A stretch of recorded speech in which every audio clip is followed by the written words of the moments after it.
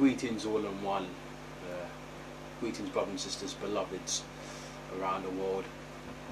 My name is Chris Emmanuel Bailey, better known to most as Chrissy B. Some call me Chrissy B Amotep, some call me Sunshine, and I've got other names, Bobs, which my father used to call me many years ago as a young child, running around causing mischief in the house. I hope you're okay out there. We're here to talk about African history. We're here to talk about a few things. You know, we do a lot of posts on Facebook about these things, but it's always good to hear from the horse's mouth from time to time. And it's been maybe a couple of months since I've done any lectures or any talks on this. All I've been doing is writing. I've been so busy up and down the place, working, looking about my family, my mother and so on, and so taking care of some friends in the community or getting on a bit in age, and so I've not always had the time to do some videos or to record some videos, to upload some videos. But we thought we need to do it today because we've got a bit of free time. Maybe this whole week we'll be able to do some more videos. And before I forget, today's date is August the 6th, 2018. So we've got Monday the 6th of August 2018, and it's about 3 o'clock now in the afternoon. And as soon as we record this piece, we're going to upload it to YouTube, as well as we're going to share it around Facebook and around social media, so you can get to see it in many different quarters. You know, I did a post recently about the Ankh. This is the Ankh here. You can see it. Bring it closer. Ankh. I've done some posts recently about this on Facebook, and I've also done some posts on Instagram about the Ankh. Ankh is special because Ankh means life. A lot of those Egyptian pharaohs, our ancestors, used to hold these things in their hand. They used to hold. You can see sometimes they're like this, the Ankh in the hand like this. They depict it like this. So you know, people like Osiris, people like Horus, Isis, Geb, all of these all of these gods and all of these deities from the ancient world. They call it the underworld, of course, from the ancient world of Egypt. All these in their hand, which is a mark of respect, and it's also a signification of their devotee and of their declaration to the Most High, Ane-Re, Amun-Ra, and so on. In Egypt they had many gods. They had one principal god, which Amun-Ra, which was Amun-Ra, but they had other gods as well, which they celebrated. For example, they had the god of the moon, they had the god of the sun. Amun-Ra was a son of was a god of the sun. And you've got Isis, she was a moon god.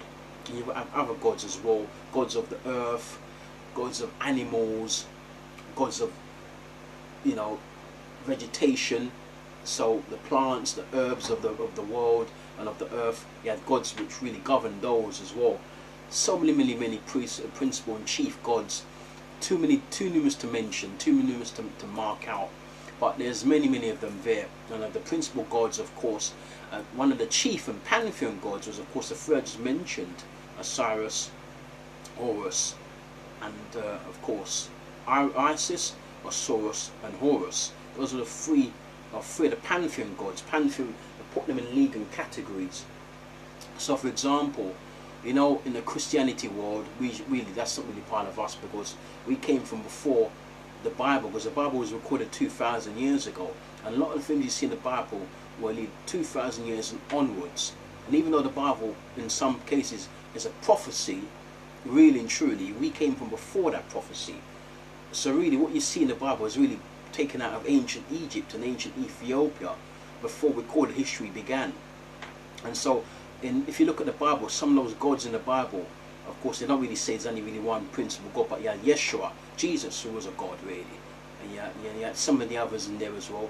Melchizedek was mentioned in there. Melchizedek, some of the Rastafarians deem him as God Almighty, you know, Melchizedek, and so on. And then so you had others as well. Even the devil was seen as a god, because the devil was seen as a god of rebellion, you see. And don't forget also, the devil was in the heavens. And before he was hurled down, if you look at the book of Revelation, in the Bible, it depicts and it gives you a picture of what it was like, because he was hurled down because he lost the battle against Jesus in heaven, and then he got hurled down to the earth. And that's why according to what the Christians have said, why we have a lot of sufforations, why we have sin cast down to the earth, because of this fight in heaven, which the devil, Satan, was lost.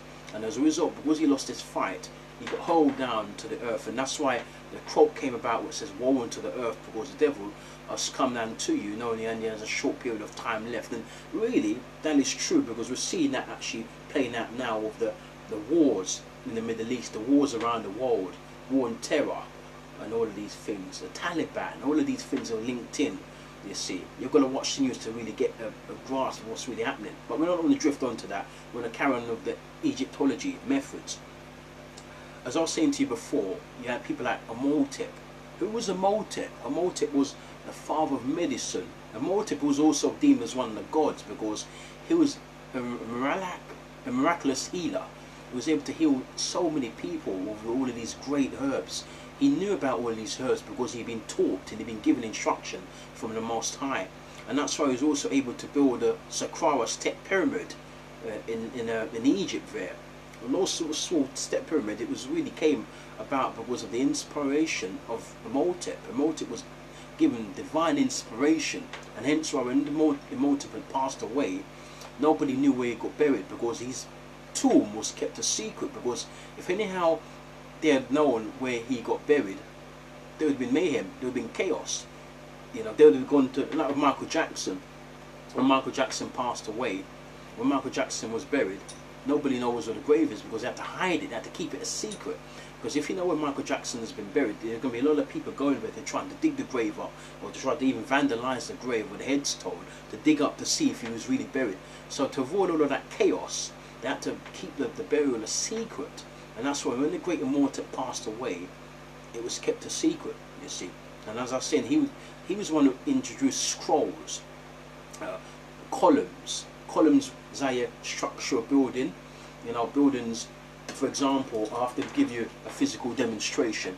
You've got the base here, you've got the foundation of the building here, then on top of the building you've got on top of the foundation, which is here. Say my arm is the foundation, and you can build on top of that. And Imhotep was the first to come up with the foundation, with columns, how buildings are structures.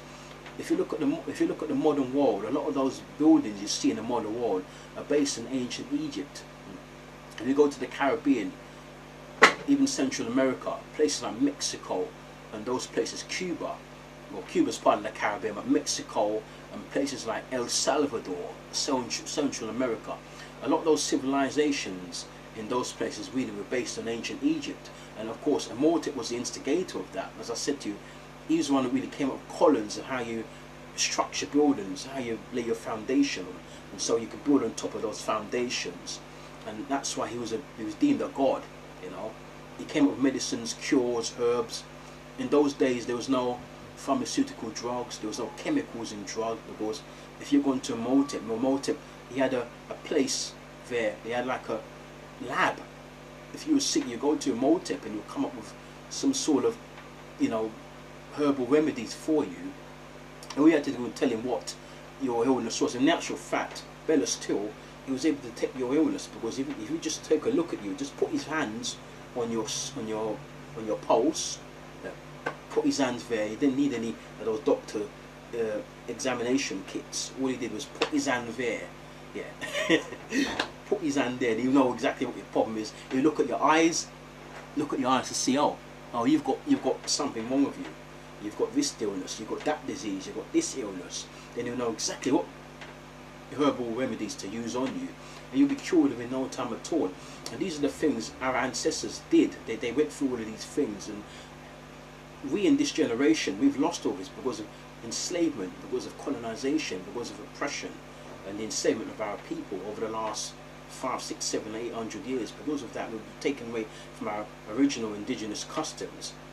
And that's why I come on Facebook, and that's why I demonstrate to you through the posts, through the pictures, through the words, as to why we have to get back to that. It's not going to be easy. It takes a long time. I've been on this journey myself for over 20 years.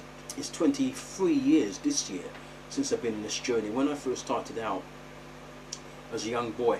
When I first started, when I was working, I used to work with an agency up the road from here, and I remember there was a lot of Somalian guys there. They were very young guys, but they never knew about some of these things, and they come from the continent itself, and I had to tell them these things. I was explaining some of these things to them, and they were very astonished. They said, "Oh," because I was younger than them, and they didn't even know that I knew all these things. And considering that, even though my bloodline is from Africa, my parents are from Jamaica, these men came directly out of Somalia, you know, in Eastern Africa, you know, and they never knew about some of these things at all. And I had to explain these things to them. And as time went on, and I learned more and more, because I read the master teachers, I listen to the master teachers, and I research so many things. It's got to a point where sometimes I'm falling asleep reading. It's very, very tiring, but you have to do it. You have to keep ahead of the game. You have to go and you have to read. You have to see what's out there. You have to try and, you know, dissect it. And as well you dissect it, you have to know how to portray it and how to execute it. So when we're speaking in front of big audiences, like I have done on many occasions, and gone on television to explain these things, you've really got to know how to categorize these things, and how people are going to get the best out of it. And as like I said, the best thing for you to do right now, if you want to get closer to the ancestors, is to take the herbs. The herbs come in so big. Dandelion is very good for the blood, you know. All of these things is very good. Aloe vera is very, very good for the blood as well. Cinco Bible, really Cinco Bible, but the rest call it aloe vera. These things are very good to clean up the blood. That's why a lot of our people are passing away at young ages, because they need to clean the blood up. You've got to drink a lot of water, a lot of spring water, not fizzy water, or water from the tap. You've got to drink pure and holy water. Even if they go to the health shops, and it might cost you an absolute fortune to purchase these things, you've got to do it. You've got to boil your water at least. That's the bare minimum. Eat a lot of greens. These things are very good for the blood, you see. And you're going to make sure you work and you exercise. That's why sometimes it's a good thing to rave, because if you're going to go to a rave, don't go to a rave and just stand up and don't do anything. You're going to go to a rave, and when you go to a rave, you're going to try and work that body, work that sweat off, work your food off. You know, you're going to be, you know, you've got to do these. It's so vitally important that you work the body. And your body's a temple. You're going to ensure that what you put in your body is clean, is holy, and it's not contaminated. You know? So that's why I always go back to ancient Egypt. I call it Kemet. Well, Kemet is the name of it. Egypt is a Greek word. Egypt means the land of the burnt faces, like Ethiopia. Ethiopia is also a Greek word, which means that the land of the blacks. Some say land of the blacks, some say land of burnt faces. Egypt means the land of the blacks. Yeah, you know. Azrad means black as well. Azrad is an Arabic word, but we're talking about the Greek words. Ethiopia is a Greek word, and Egypt is a Greek word as well. And many of the nations in Africa, and let's not forget, Africa was one whole big nation one time, from the north to the west, to the east, and to the south, and to the central areas. It was all one whole big nation. You know, if you look at the scriptures, it calls it Ethiopia. You know, Ethiopia is one of the first names, but that's a Greek word, because the Bible, much of it is inspired by the Greek scriptures and inspired by Greek and Hebrew. And Greek and Hebrew were the first two languages on earth. Amharic is one of the very first languages. Amharic is the Ethiopian language, and that's one of the very, very first languages on earth. Some say it was the very first one. Some say it was the Tamarian language, which was spoken in Egypt before the ISIS invasion of the 25th century BC. You see, when ISIS came in there and they invaded Egypt, and they went about setting about bringing their new cuisines there, and setting about building things there and having structure there, and they overthrew the pharaohs. Yeah, because up and then the pharaoh rulership was the in thing in Egypt. And so when the ISIS came in, they came in from Persia. So Egypt is there and Persia's here, and then they came in and they invaded, and they were there for a while, and then they went away and they came back again, and they were ousted. And then afterwards the Arabs came in there, and that's why Egypt, they speak only Arabic. But before that they were speaking a Tamarian language, which is an indigenous language in Egypt there. And that was considered to be among the very first languages, because if you look at the scriptures, if you look at the nations involved in the scriptures, what the Bible mentions mostly Egypt.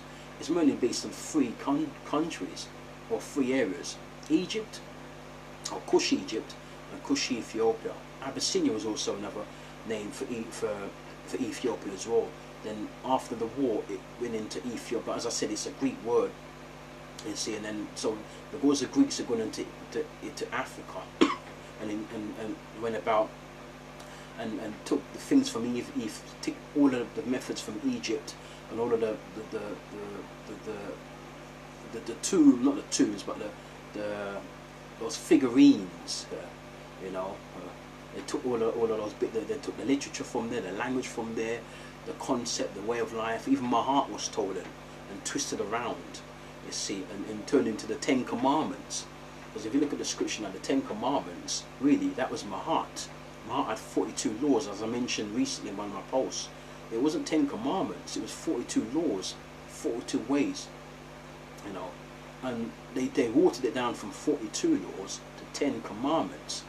But 10 Commandments only seen half, even though it's only seen 1/4. That's only about, what, 25% of what we've got in ancient Egypt. With the laws, with the winged lady, or the winged goddess. She has wings and she's out like that. And you've got like an eagle head, and and those are the ways our ancestors were living by. Those were the concepts they were living by, because that was the way to be. That was ethical, you see. And as I said, because of colonization and enslavement of our people and oppression, that was dismantled. And then we got the European concept, the Greek concept of Christianity, of the scriptures. But originally, it was based on Mahat. And even now, we've got the people from the Holy Cryptic Church. They really endorsed Mahat. They endorsed the hunk. They endorsed these things. You see, really, the cross came from this. The cross of Yeshua. It was based on this. Yeah. You see, this is nobody died on this. This is sacred. This was offered up, and this was shown to gods, the gods of ancient Egypt, as a mark of respect.